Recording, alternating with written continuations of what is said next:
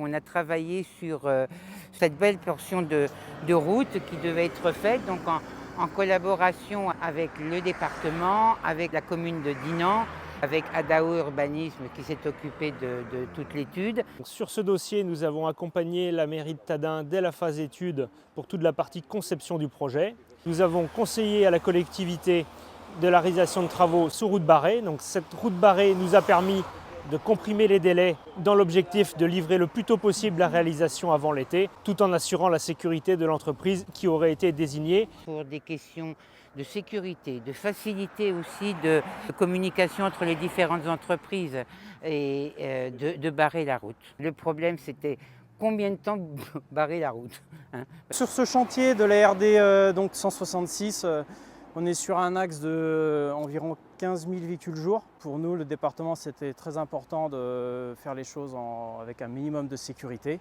Donc sur ce chantier-là, au vu de la multiplicité des acteurs, on a fait le choix de barrer la route dans un seul sens pendant 1 mois. Puis on a barré la route dans les 2 sens de circulation durant 2 mois. C'est un engagement du département de pouvoir mettre en sécurité et les usagers de la route et les acteurs du chantier, également les riverains. Donc il y a eu évidemment des commerçants surtout, il y a eu des habitants qui ne comprenaient pas. En plus c'est la sortie de Dinan côté nord, donc à certains moments c'était vraiment effroyable comme circulation, il y avait des bouchons un peu partout.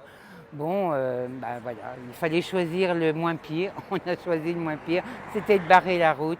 Et puis aussi, dans le même temps, moi j'avais appris qu'il y avait eu des accidents sur certains chantiers. Donc de la même manière qu'un maire se doit de garantir la sécurité de ses employés communaux, eh bien, il se doit aussi avec les entreprises de veiller à la sécurité des personnels qui travaillent pour les TP.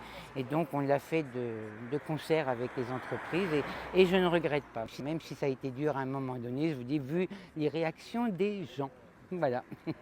Un grand merci aux collectivités locales qui nous ont permis de travailler en sérénité et en sécurité sur ce chantier. C'est un sujet très important pour la profession qui se lie à notre action Route barrée mise en place il y a quelques années. Cette action se rapproche du pacte d'engagement signé avec le département des Côtes-d'Armor en 2022.